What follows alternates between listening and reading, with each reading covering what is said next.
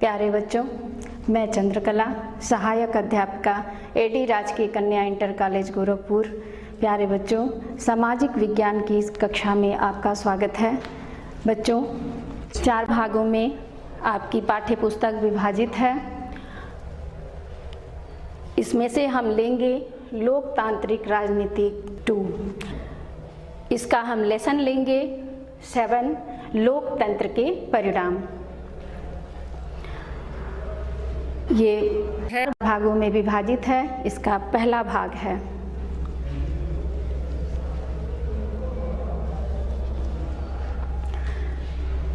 बच्चों, लोकतंत्र के परिणाम से क्या तात्पर्य है? लोकतंत्र कहते हैं जनता के शासन को, और परिणाम का अर्थ होता है बच्चों कि लोकतंत्र से हम क्या प्राप्ति करते हैं। यहाँ हम लोकतंत्र के परिणाम को जानेंगे। बच्चों, आपके इस अध्याय का उद्देश्य है लोकतंत्र के परिणामों को जानना। आइए लोकतंत्र के परिणाम को हम जानते हैं। यानी कि परिणाम में हम देखेंगे कि हम लोकतंत्रीय शासन व्यवस्था को अपनाने पर किन अचीवमेंट को, किन प्राप्तियों को प्राप्त करते हैं। उन प्राप्तियों को हम इस अध्याय में देखेंगे और इन्हीं प्राप्तियों के कारण विश्व के अनेक देश, या कहा जाए तो विश्व के अधिकांश देश लोकतंत्रीय शासन व्यवस्था पसंद करते हैं। तो यहाँ हम एक चित्र लेते हैं लोकतंत्र का युग, यानी इस युग को ही हम लोकतंत्र का युग कहते हैं, क्योंकि लोकतंत्र को सबसे ज़्यादा पसंद किया जाने वाला आज का टाइम है। इसीलिए हम आज के युग को लोकतंत्र का युग कहते हैं। बच्चों, लोकतंत्र के बेहतर परिणामों को जानते हुए हमारे देश में भी लोकतंत्रीय शासन व्यवस्था अपनाई गई है। तो ये भारतीय लोकतंत्र का चित्र है बच्चों, जिसमें आप देख रहे हैं कि भारतीय लोकतंत्र के परिवेश को दिखाया गया है।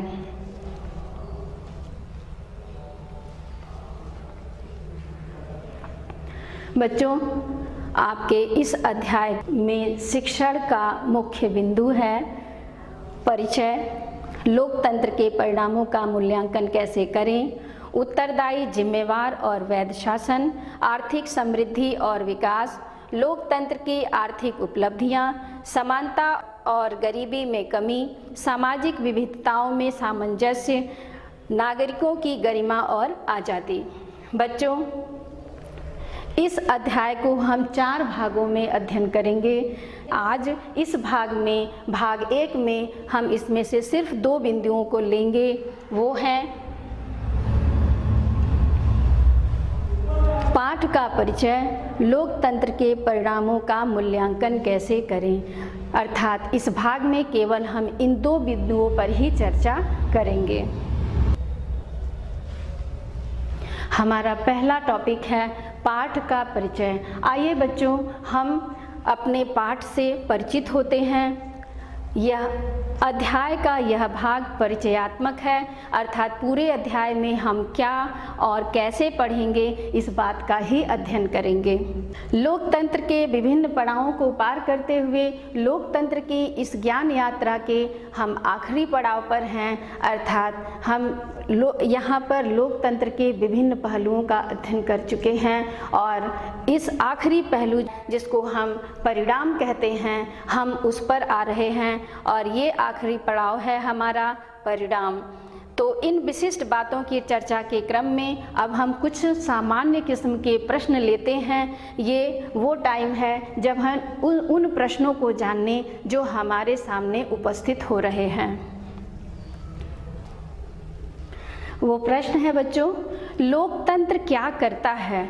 तो परिणामों में सबसे पहले हम ये देखेंगे कि लोकतंत्र के कार्य क्या हैं। फिर हम आएंगे लोकतंत्र से हम अमूमन किन परिणामों की उम्मीद करते हैं, यानी हमको ऐसी उम्मीदें हैं लोकतंत्र से, और उन उम्मीदों को लोकतंत्र पूरा करता है कि नहीं, हम ये परिणामों के माध्यम से देखेंगे। फिर है, क्या वास्तविक जीवन में लोकतंत्र इन उम्मीदों को पूरा करता है, इसको भी हम देखेंगे कि केवल हम इसको चाहते हैं या ये पूरा भी होता है।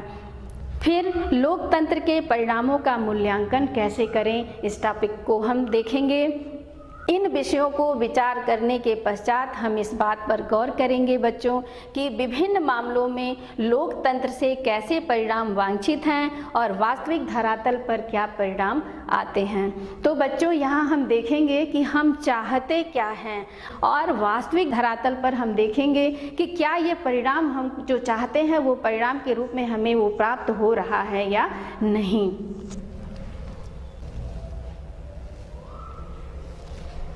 फिर इस तरह से हम आते हैं, इसके लिए हम लोकतंत्र के विभिन्न पहलुओं का मसलन शासन के स्वरूप, आर्थिक कल्याण, समानता, सामाजिक अंतर और टकराव पर विचार करेंगे। यहाँ पर एक हम अवधारणा मानचित्र लेंगे जिसके माध्यम से हम देखेंगे कि हम इस अध्याय में किन किन परिणामों को प्राप्त कर रहे हैं। तो यहाँ ये है बच्चों अवधारणा मानचित्र लोकतंत्र के परिणाम से संबंधित कि लोकतंत्र के परिणाम के रूप में हमको क्या प्राप्त हो रहा है। तो लोकतंत्र के हमको 3 रूप में परिणाम प्राप्त होते हैं। पहला है राजनीतिक परिणाम। राजनीतिक परिणाम के रूप में हमको एक जिम्मेदार सरकार, एक जवाबदेह सरकार और वैध सरकार की प्राप्ति होती है। इसी प्रकार आर्थिक परिणाम के रूप में हमको आर्थिक समृद्धि और विकास प्राप्त होता है। और दूसरा है आर्थिक के क्रम में गरीबी और असमानता में कमी आती है। तो ये है हमारा आर्थिक परिणाम। इसके बाद हम अपने सामाजिक परिणाम पर आते हैं और देखते हैं कि सामाजिक विविधता में सामंजस्य स्थापित करता है ये लोकतंत्र। इसके बाद सद्भावनापूर्ण जीवन की प्राप्ति भी कराता है। तो इस प्रकार अगर हम इस अवधारणा मानचित्र पर विचार करते हैं तो हम पाते हैं कि ये वास्तव में हमारी उम्मीदों को पूरा करता है। आखिर में हम आएंगे आज़ादी और स्वाभिमान जैसे मामलों पर। अर्थात हमने पीछे अवधारणा मानचित्र को देखा जिसमें सामाजिक, आर्थिक और राजनीतिक पहलुओं पर विचार हमने किया कि उस पे क्या परिणाम हमको प्राप्त होते हैं उस रूप में। लेकिन अब हम यहाँ देखेंगे कि हमको आज़ादी और स्वाभिमान जैसे मामलों पर क्या प्राप्ति होती है। बच्चों, आज़ादी प्रत्येक व्यक्ति के लिए बहुत ही आवश्यक है और उतना ही आवश्यक है हमारा स्वाभिमान। तो बच्चों, आज़ादी ये हमको दे रहा है कि नहीं और हमारे स्वाभिमान की ये कितनी रक्षा कर पाता है, इस पर भी हम गौर करेंगे। जहाँ हमें प्राप्त होंगे कुछ सकारात्मक परिणाम और इन परिणामों से उत्पन्न होंगे कुछ प्रश्न और शंकाएं जो हमें लोकतंत्र की चुनौतियों की ओर ले जाएंगे। बच्चों, लोकतंत्र की चुनौतियां जो हैं ये हमारा अगला अध्याय है, इसको हम अगले अध्याय में अध्ययन करेंगे। यहाँ पर हम उसके सकारात्मक परिणामों को ही देखेंगे।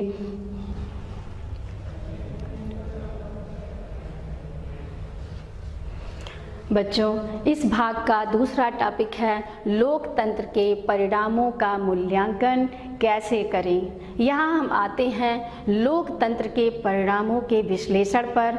हम यहाँ एक विश्लेषण करेंगे कि लोकतंत्र कैसे हमारे लिए आवश्यक है, कैसे वो हमारे लिए विभिन्न प्रकार के कार्यों को संपन्न करता है। एक प्रश्न उपस्थित होता है यहाँ पर, मैडम लिंगदोह की कक्षा में छात्रों ने लोकतंत्र के बारे में कैसी बातें की थी। बच्चों, आपने 9th में लोकतंत्र के अध्याय में पढ़ा होगा जो आपकी कक्षा 9th की कक्षा का पाठ्यपुस्तक के दूसरे अध्याय का लेसन है। उसमें मैडम लिंगदोह ने छात्रों के मध्य एक परिचर्चा रखी थी और परिचर्चा के माध्यम से लोकतंत्र को समझाने का प्रयत्न किया था। बच्चों, तो हम उस परिचर्चा को यहाँ इसलिए लेते हैं या इसलिए इस परिचर्चा को पसंद किया गया है कि अगर हम लोकतंत्र की अवधारणा को समझने का प्रयास करें तो सबसे पहले उपस्थित होता है कि हम उसके शाब्दिक अर्थ को जानें। किसी भी विचारधारा के शाब्दिक अर्थ को पहले हम जानते हैं, उसके बाद हम उसके विचारकों द्वारा दी गई परिभाषाओं के माध्यम से उसके अर्थ को निकालते हैं। तो सबसे पहले हम शाब्दिक अर्थ लेते हैं। लोकतंत्र का शाब्दिक अर्थ क्या है? तो बच्चों, लोकतंत्र का शाब्दिक अर्थ है लोक अर्थात जनता और तंत्र अर्थात शासन। इस प्रकार जनता के शासन को लोकतंत्र कहते हैं और ये हमारा शाब्दिक अर्थ होता है। लेकिन कई बार ऐसा होता है कि शाब्दिक अर्थ से पूर्ण अर्थ नहीं निकल पाता है। फिर हम आते हैं विचारकों की परिभाषाएं क्या कहती हैं लोकतंत्र के विषय में। तो यहाँ पेरिक्लीज की परिभाषा आती है, ऐसी सरकार जिसमें जनता शक्तिशाली हो वो लोकतंत्र है। फिर आते हैं अरस्तु ने कहा है बहुतों का शासन लोकतंत्र है। अब्राहम लिंकन ने कहा है जनता के द्वारा जनता के लिए शासन ही लोकतंत्र है। फिर सीले ने कहा है जिससे जनता की सहभागिता हो वो लोकतंत्र है। ब्राइस ने कहा है बच्चों कि राज्य की शासन शक्ति समुदाय में एक समष्टि के रूप में निहित होती है। तो बच्चों, हम इन विचारकों की परिभाषा को लेते हैं और लोकतंत्र के शाब्दिक अर्थ को लेते हैं। तो दोनों को लेने के बाद हम इस परिचर्चा का अर्थ यही निकल के सामने आया था कि हम केवल शाब्दिक अर्थ को नहीं मान लेंगे, ना केवल विचारकों या नामी चीन व्यक्तियों द्वारा जो परिभाषाएं दी गई हैं हम उनको भी यूं ही नहीं मान लेंगे। हम पहले उसको अपने विचारों पर आएंगे और अपने विचारों पर समझेंगे कि लोकतंत्र का क्या अर्थ है। तो बच्चों, लोकतंत्र के अर्थ में ये स्पष्ट हो जाता है कि जनता का शासन ही लोकतंत्र है। तो लोकतंत्र में जो शासन की शक्ति होती है वो जनता में निहित होती है। तो इस प्रकार जनता शक्तिशाली होती है, जनता का शासन होता है, यही लोकतंत्र की परिभाषा है। लोकतंत्र सबसे बेहतर शासन व्यवस्था। बच्चों, हम बातचीत के माध्यम से यह नतीजा निकला था कि लोकतंत्र शासन की अन्य व्यवस्थाओं से बेहतर है। वहाँ जो परिचर्चा की गई थी और लोकतंत्र के विषय में एक विस्तृत अध्ययन किया गया था कक्षा 9th की कक्षा में, उसमें ये निकल के विचार सामने आया था कि लोकतंत्रीय व्यवस्था ही सबसे बेहतर है। तो आइए देखते हैं कि लोकतंत्रीय व्यवस्था सबसे बेहतर कैसे है। तो सबसे बेहतर का अर्थ ये है कि हम यहाँ अन्य व्यवस्थाओं को भी लेंगे कि अन्य कौन सी व्यवस्थाएं हैं जो लोकतंत्र से ज़्यादा दोषपूर्ण हैं, या उसके तुलनात्मक अध्ययन में हम देखेंगे कि लोकतंत्र जो है वो कैसे बेहतर है। तो हम यहाँ तानाशाही लेंगे और दूसरी व्यवस्था आती है जो राजतंत्र आता है, जिस व्यवस्था को यहाँ दोषपूर्ण बताया गया है। तो आइए देखते हैं इसमें दोष क्या है। तो तानाशाही और राजतंत्रीय व्यवस्था में सबसे बड़ा दोष ये है कि इसमें एक ही व्यक्ति का शासन होता है और राजतंत्र में वंशक्रम पाया जाता है, राजा का बेटा ही राजा बनता है। हम अपने शासक वर्ग को चुन नहीं सकते हैं, चुनने का अधिकार नहीं है। ये व्यवस्था पहले से परंपरागत रूप में चली आई एक व्यवस्था के रूप में होती है जिसमें हम परिवर्तन नहीं कर सकते हैं। जो व्यवस्था हमको मिल गई शासक के रूप में, वो चाहे वो हमारे लिए योग्य हो चाहे अयोग्य हो, हमको उसको स्वीकारने के अतिरिक्त कोई हमारे पास दूसरा विकल्प नहीं होता है। इसी प्रकार तानाशाही जो व्यवस्था होती है, तानाशाही में जो तानाशाह होता है वो दबाव के माध्यम से, बल प्रयोग के माध्यम से जनता पर अपना अधिकार कर लेता है और अपने फैसलों को, अपने निर्णयों को ज़बरदस्ती उन पर थोपने का प्रयत्न करता है। ये बहुत बड़ा दोष है बच्चों, जो कि तानाशाही और राजतंत्रीय व्यवस्था में पाई जाती है। इन दोषों को दूर करने के लिए ही लोकतंत्र सामने आता है और लोकतंत्र इसीलिए पसंद किया जाता है कि उसमें ये दोष खत्म हो जाते हैं, क्योंकि इसमें सबसे महत्वपूर्ण होता है चुनाव का अधिकार। तो इसमें जनता अपने प्रतिनिधित्व को स्वयं चुनती है। ये एक बहुत महत्वपूर्ण कदम है। लोकतंत्र से जो हमको मिलता है, लोकतंत्री शासन व्यवस्था से जो हमें सबसे बड़ी प्राप्ति होती है, वो है अपने पसंद का प्रतिनिधित्व चुनने का अधिकार। तो इसी कारण ये व्यवस्था बहुत अच्छी मानी जाती है। हम अपने पसंद का प्रतिनिधित्व चुनते हैं, अपना शासक वर्ग हम स्वयं चुनते हैं और इस माध्यम से जनता स्वयं शासन करती है। तो शासन का अधिकार एक तरह से जनता को स्वयं प्राप्त हो जाता है। आइए हम देखते हैं कि ऐसी और कौन सी विशेषताएं हैं जो लोकतंत्रीय शासन व्यवस्था में पाई जाती है, जिसके कारण लोकतंत्र सबसे बेहतर व्यवस्था के रूप में उभर कर सामने आता है। तो उसमें जो विशेषताएं देखते हैं उसमें है नागरिकों में समानता को बढ़ावा देता है। इसमें वर्ग भेद, लिंग भेद या जाति भेद जो अपने भारत की व्यवस्था है, ऐसा कोई भी भेदभाव नहीं करता है। ये सबको समानता का अधिकार देता है। तो जो समानता की अवधारणा है वो लोकतंत्र की सबसे बड़ी देन है और ये सबसे बड़ी विशेषता है जो लोकतंत्र को बेहतर साबित करती है। इसी प्रकार व्यक्ति की गरिमा को भी ये बढ़ाता है, व्यक्ति के महत्व को बढ़ाता है। इसमें फैसलों में बेहतरी आती है। लोकतंत्र में बच्चों जो फैसले लिए जाते हैं वो बेहतर फैसलों के रूप में सामने आते हैं, सापेक्ष तानाशाही और राजतंत्रीय व्यवस्था के। क्योंकि यहाँ जो एक व्यक्ति होता है, एक तानाशाह होता है, उसके ही फैसले पूरे देश पर लागू कर दिए जाते हैं। लेकिन यहाँ ऐसा नहीं होता है। फैसले लेने में वक्त लगते हैं लेकिन फैसले बेहतर होते हैं। फिर है टकरावों को टालने संभालने का तरीका देता है। कोई भी टकराव यदि देश में उत्पन्न हो जाए, कोई भी ऐसी स्थिति सामने आ जाए जो बहुत ही समस्यात्मक हो, उसको भी उस समस्या को टालने में और संभालने में ये जो तरीका देता है, जो उपाय देता है, वो बहुत ही उम्दा किस्म का है, ऐसा ही कहा जा सकता है। इसमें गलतियों को सुधारने की गुंजाइश होती है। बच्चों लोकतंत्र में यदि शासक वर्ग से या शासित वर्ग से कोई गलती हो जाती है तो उसमें सुधारने की गुंजाइश रहती है, जबकि तानाशाही व्यवस्था में और राजतंत्र में हम अपना मुंह नहीं खोल सकते हैं और सुधारने की तो कल्पना भी नहीं की जा सकती है। वो वहाँ तानाशाह या राजा जो चाहता है वो वही होता है। लेकिन लोकतंत्र में किसी की भी गलतियों को सुधारने की गुंजाइश होती है। तो ये समानता, गरिमा, फैसलों की बेहतरी, टालने संभालने का तरीका और सुधारने की गुंजाइश, ये ऐसी विशेषताएं हैं जो लोकतंत्र को एक बेहतर शासन व्यवस्था के रूप में प्रस्तुत करती है।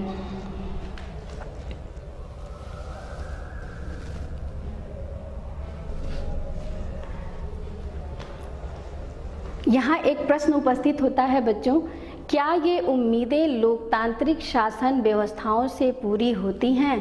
तो यहाँ हम आते हैं कि हम कुछ उम्मीदें लगा बैठे हैं लोकतांत्रिक शासन व्यवस्था से और हम देखते हैं कि वो उम्मीदें पूरी होती हैं कि नहीं। तो हम इसके लिए क्या करेंगे? अपने आसपास के लोगों से बात करेंगे ये जानने के लिए कि वो क्या चाहते हैं लोकतंत्र से। तो यहाँ पर पाएंगे कि अधिकांश लोग अन्य किसी भी वैकल्पिक शासन व्यवस्था की तुलना में लोकतंत्र को पसंद करते हैं। ऐसा क्यों होता है बच्चों? क्योंकि लोकतंत्री व्यवस्था में वो अपने आप को स्वतंत्र पाते हैं, स्वतंत्रता का अनुभव करते हैं और ऐसा उनको आभास होता है कि हम स्वयं शासन कर रहे हैं। तो इस प्रकार उनकी वो उम्मीदें पूरी होती हैं लोकतंत्र से। लेकिन लोकतांत्रिक शासन के कामकाज से संतुष्ट होने वालों की संख्या उतनी बड़ी नहीं होती, सो हम इस दुविधा की स्थिति में भी आ जाते हैं। तो चूँकि बच्चों हम यहाँ परिणाम का अध्ययन कर रहे हैं, परिणामों को प्राप्त करने की कोशिश कर रहे हैं, तो हम यहाँ दोनों पक्ष का अध्ययन करेंगे कि लोग उसको पसंद करते हैं, लोगों की उम्मीदें पूरी होती हैं, लेकिन कुछ ऐसे लोग भी होते हैं जो उसके कामकाज से, उसके कार्य करने के तरीके से संतुष्ट नहीं होते हैं। लेकिन अगर दोनों के तुलनात्मक अध्ययन को देखा जाए तो लोकतंत्र को पसंद करने वालों की संख्या बहुत ज़्यादा है, या यूँ कहा जाए जिन भी देशों में लोकतंत्रीय शासन व्यवस्था अपनाई गई है वो सर्वाधिक है। अधिकांश रूप में वहाँ वो लोगों की पसंद है और जहाँ नहीं भी अपनाई गई है वहाँ भी ये लोगों की पसंद है। तो यहाँ पसंद को दिखाया गया है इस चित्र के माध्यम से कि लोग इसको पसंद भी करते हैं, लोग इसका समर्थन भी करते हैं और लोग इसकी तारीफ भी करते हैं। यहाँ हम देखेंगे कि हम लोकतंत्र को क्यों पसंद करते हैं, लोकतंत्र को पसंद करने के कारण। तो सैद्धांतिक रूप में तो लोकतंत्र को अच्छा माना जाता है, पर व्यवहार में इसे इतना अच्छा नहीं माना जाता है। इसको हम बहुत गहराई से अध्ययन करेंगे तब इस बात को समझ पाएंगे। इस दुविधा के चलते लोकतंत्र के नतीजों पर गहराई से विचार करना जरूरी हो जाता है। यहाँ एक प्रश्न हम लेते हैं, क्या हम सिर्फ नैतिक कारणों से ही लोकतंत्र को पसंद करते हैं या लोकतंत्र के समर्थन के पीछे युक्तिपरक कारण भी हैं? तो आइए हम उन कारणों को देखते हैं बच्चों।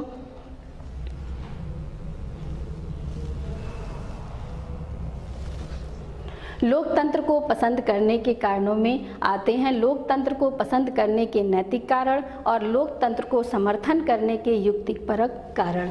तो वैध, सम्मान, गरिमा और समानता ये वो नैतिक कारण हैं जिसके कारण लोग इसको पसंद करते हैं। और समर्थन क्यों करते हैं? क्योंकि हर लोकतांत्रिक व्यवस्था में संविधान, चुनाव, अधिकार और राजनीतिक दल ये ऐसे हैं जो प्रत्येक लोकतांत्रिक व्यवस्था में पाई जाती है। ये वो युक्तिपरक कारण है जिसके कारण से दुनिया के अधिकांश देशों में जबरदस्त समर्थन प्राप्त है लोकतंत्र को।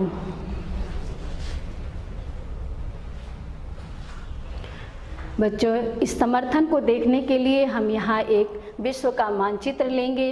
इस मानचित्र में हम देख रहे हैं कि दुनिया के 100 देश किसी न किसी तरह की लोकतांत्रिक व्यवस्था चलाने का दावा करते हैं। बच्चों, यहाँ जो हरे रंग से जो क्षेत्र दिखाए गए हैं, जो देश दिखाए गए हैं, ये वो देश हैं जहाँ पूर्ण लोकतांत्रिक व्यवस्था पाई जाती है। और ये नारंगी कलर से जो क्षेत्र दिखाए गए हैं, ये वो देश हैं जहाँ पर भी लोकतांत्रिक व्यवस्था पाई जाती है, लेकिन ये थोड़ा आंशिक मात्रा में पाई जाती है। इस प्रकार हम देखते हैं कि विश्व के अधिकांश देशों में लोकतंत्रीय व्यवस्था ही पाई जाती है और जहाँ नहीं पाई जाती है वहाँ भी इसकी प्रक्रिया में लोग लगे हुए हैं कि वहाँ भी लोकतंत्र की स्थापना हो जाए।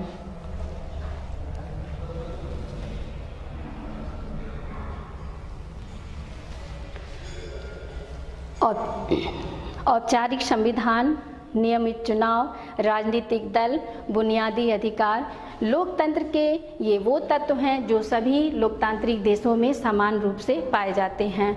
और सामाजिक स्थिति, आर्थिक उपलब्धि, सांस्कृतिक स्थिति और अल्पसंख्यक ये ऐसे तत्व हैं जिनके मामले में ये देश एक दूसरे से काफ़ी अलग अलग हैं।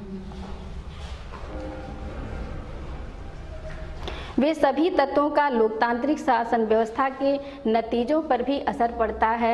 एक जगह की जो उपलब्धि है वह दूसरे जगह भी उसी तरह दिखाई दे ये जरूरी नहीं है। तो उपलब्धि के मामले में दो देश भिन्न भिन्न हो सकते हैं। आइए देखते हैं हम उन बुनियादी चीज़ों को जिसकी उम्मीद हम लोकतांत्रिक शासन व्यवस्था से करते हैं। तो ये वो बुनियादी चीज़ें हैं, लोगों का अपना शासक चुनने का अधिकार और उन पर नियंत्रण, फैसला लेने में ज़्यादा समय लगे लेकिन प्रभावी हो, पारदर्शिता, लोगों की ज़रूरतों और मांगों का ध्यान रखा जाए। ये वो बुनियादी चीज़ें हैं जिसकी उम्मीद हम लोकतांत्रिक व्यवस्था से करते हैं।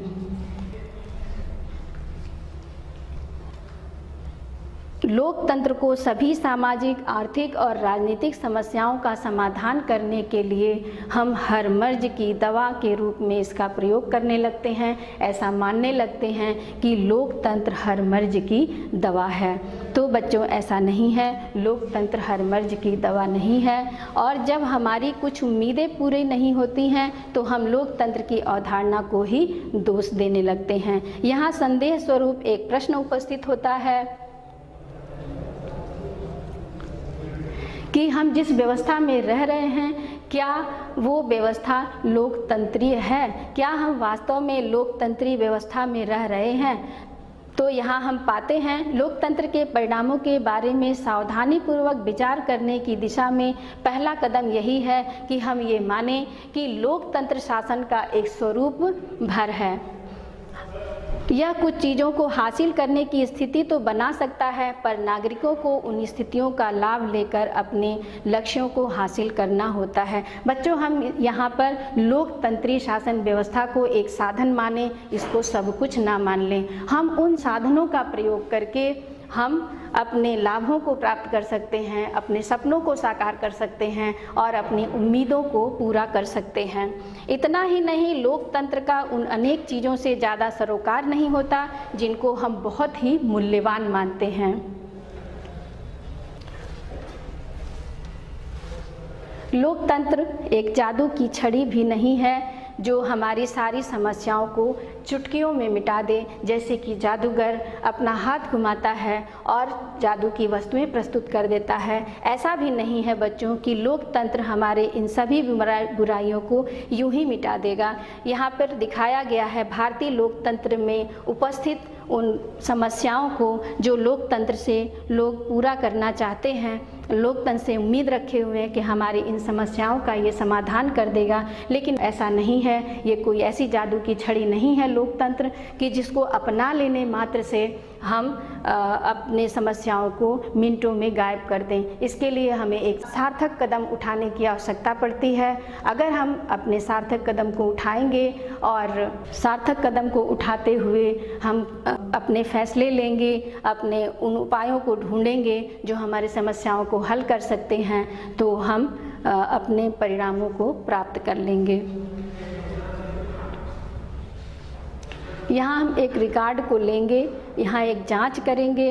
1950 से 2000 के बीच आर्थिक विकास के मामले में तानाशाहियों का रिकॉर्ड बेहतर है, लेकिन इस एक कारण से हम लोकतंत्र को अक्षम नहीं मान सकते हैं, क्योंकि आर्थिक विकास के मामले में तानाशाही व्यवस्था कुछ आगे है, लेकिन वो लोकतंत्र से इतना भी आगे नहीं है कि हम लोकतंत्र को अक्षम घोषित कर दें। वास्तव में ये लोकतंत्र में और तानाशाही व्यवस्था में बहुत थोड़ा सा अंतर है जिसको हम उपेक्षित कर सकते हैं।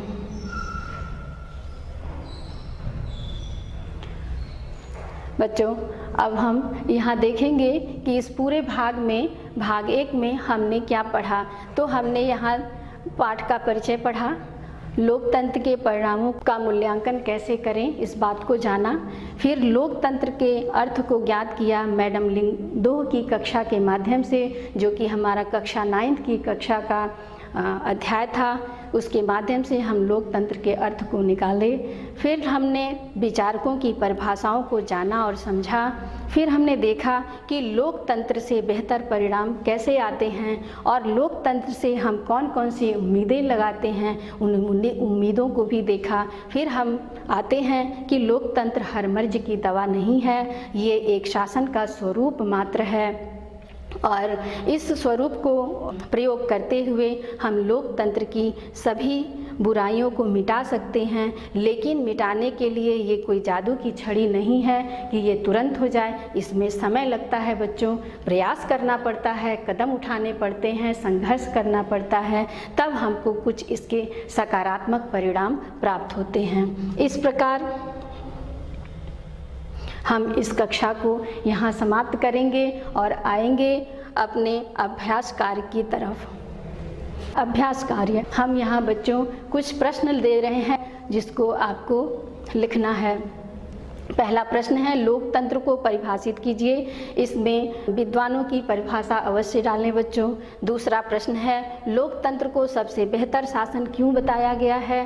फिर तीसरा है, क्यों हम लोकतंत्र को हर मर्ज की दवा मान लेते हैं। चौथा है, लोकतंत्र शासन का एक स्वरूप मात्र है, व्याख्या कीजिए। इन्हीं शब्दों के साथ बच्चों हम इस कक्षा को समाप्त करेंगे, अगली कक्षा में मिलेंगे। बच्चों, आपको इस कक्षा को ज्वाइन करने के लिए आपका बहुत बहुत धन्यवाद।